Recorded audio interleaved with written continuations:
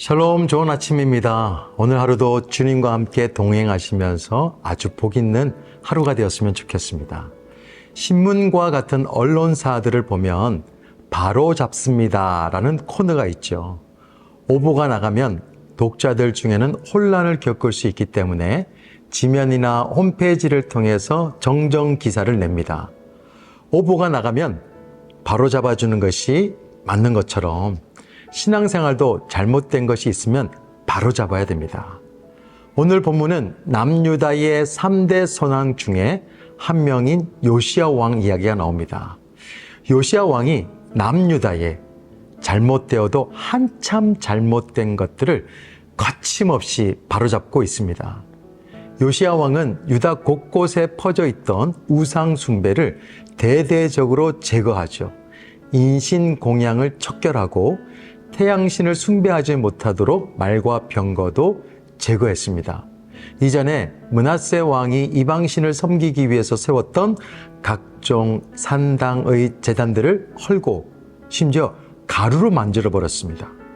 다시는 그런 제사를 드리지 못하도록 흔적을 없애버렸죠. 하나님의 백성인 유다 백성들의 삶에 악한 영향력을 끼치는 모든 우상들을 제하여 버렸습니다. 우상에 우자도 보이지 않도록 했습니다.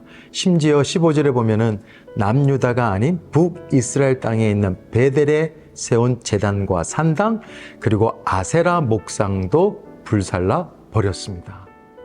사실 우리가 사는 대한민국, 우리 주변을 돌아보면 우상이 너무 많아요. 어떤 것이 우상인지도 분별이 안 될 정도로 많이 있습니다.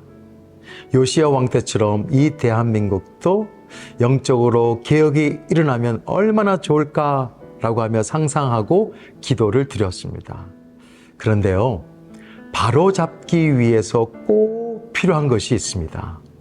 그것은 바로 기준입니다. 요시야의 기준은 무엇일까요? 바로 율법입니다. 앞서 열왕기하 22장에 요시야가 성전을 수리할 때에 성전에서 율법책을 발견하게 되죠. 무슨 말입니까? 아니, 그렇게 중요한 하나님의 말씀과 오랫동안 담을 쌓고 지냈다는 거잖아요. 하나님에 대해 신경도 안 쓰며 살았다는 것입니다. 하지만 이제 율법책을 발견함으로 유다 백성들은 다시금 하나님과 가까이 지낼 수 있게 되었습니다. 새로운 축복의 시작이 열리게 된 것입니다. 요시야 왕은 이 율법책의 내용을 알게 된 후에 큰 슬픔을 감출 수가 없었습니다. 열왕기하 22장 11절입니다. 왕이 율법책의 말씀을 듣더니 너무나 슬퍼서 자기의 옷을 찢었습니다. 그리고 현대인의 성경에서는 두려워서 자기 옷을 찢고라고 번역했습니다. 요시야는 이렇게 생각했습니다. 아니, 지금까지 하나님의 말씀 없이 어떻게 살 수 있었던 건가? 그러면서 충격을 금치 못했습니다. 요시야는 성경을 발견하고 나서 이전과 다른 가치관을 가지게 되었죠. 존재의 이유, 존재의 목적, 존재의 가치가 달라졌습니다. 그리고 개혁의 의지도 강해졌습니다. 요시야는 앞으로 자신이 어떻게 살아야 될지, 남유다를 어떻게 통치하게 될지를 말씀을 통해서 방향을 잡았습니다. 하나님이 창조한 사람은 하나님의 말씀을 가치 기준으로 삼고 살아야 됩니다.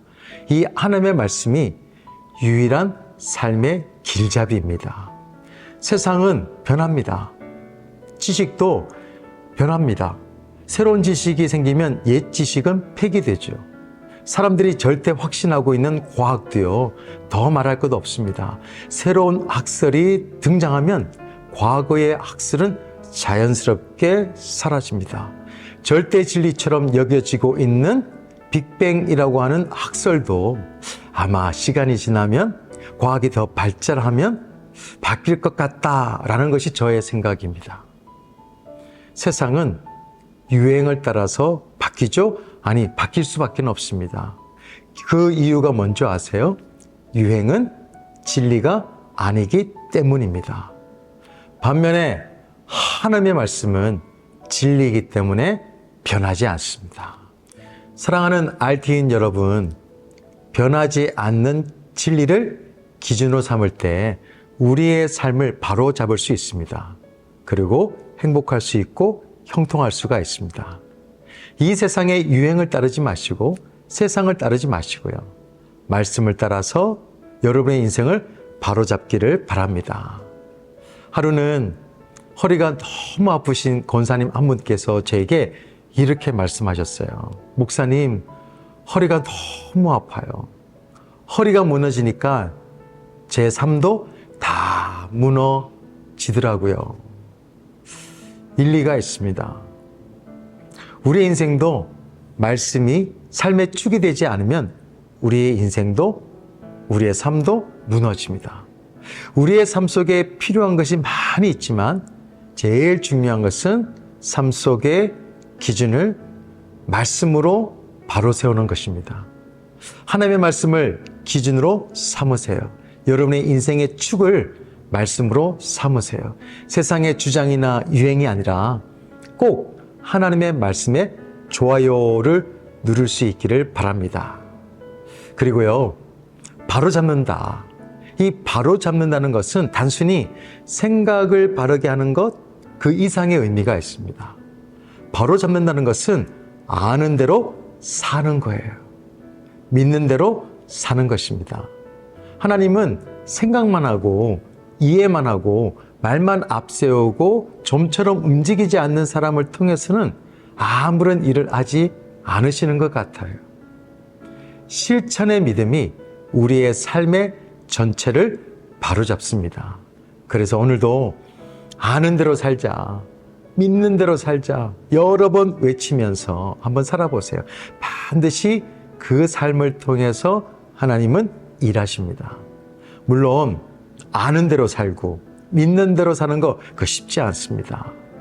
몸의 자세를 바로 잡는 것도 고단한 노력과 희생이 따르듯이 삶의 자세를 바로 잡는 것도 큰 희생이 동반됩니다.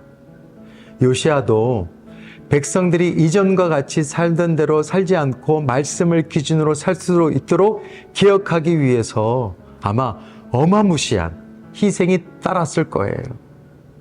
어떤 백성들에게는 그 개혁이 생계를 위협하는 것이 될 수도 있었을 거예요. 어떤 백성들에게는 나는 지금까지 쌓았던 그 공동탑이 무너지는 것일 수도 있습니다. 아마도 요시야는 그런 여러 백성들의 애절한 민원에 시달릴 수도 있었을 거예요. 아마 유언비어도 많이 들릴 수 있었을 것입니다. 하지만 삶의 혁명을 이루려면 반드시 희생이 필요합니다. 희생 없이는 개혁이 없습니다. 그렇지만 하나님은 하나님을 믿고 따르는 자들을 절대 잊지 않습니다. 잠언서 3장 5절에서 6절 말씀을 같이 한번 읽어볼까요? 너는 마음을 다하여 여호와를 신뢰하고 내 명체를 의지하지 말라. 너는 범사의 그를 인정하라. 그리하면 내 길을 지도하시리라. 하나님의 말씀을 신뢰하고 하나님의 말씀을 따라 삶을 교정해 보세요. 그리고 가정을 바로 잡아보세요. 그러면 그곳에 반드시 하나님께서 동참하시고 하나님께서 일하여 주실 줄로 믿습니다. 삶을 바로 잡을 때 안 된다고 하면요, 안 되는 것만 보입니다. 하지만 믿음으로 된다고 하면요, 되는 것만 보입니다. 하나님의 진리의 말씀을 기준으로 우리의 삶을 교정하시고 희생이 따르더라도 바로잡는 삶이 되시기를 예수 그리스도 이름으로 부탁을 드립니다. 기도하겠습니다. 좋으신 하나님 아버지 감사합니다. 우리의 삶의 기준을 잡을 수 있는 진리의 말씀, 성경을 주셔서 감사합니다. 성경을 내 삶의 축으로 잡고 우리의 삶을 바로잡고 살아갈 수 있는 믿음의 삶이 될 수 있도록 도와 주옵소서. 오늘도 하나님의 진리의 말씀을 따라 진리의 말씀과 함께 살아갈 수 있는 믿음의 삶이 되게 하여 주옵소서. 예수 그리스도 이름으로 기도드립니다. 아멘.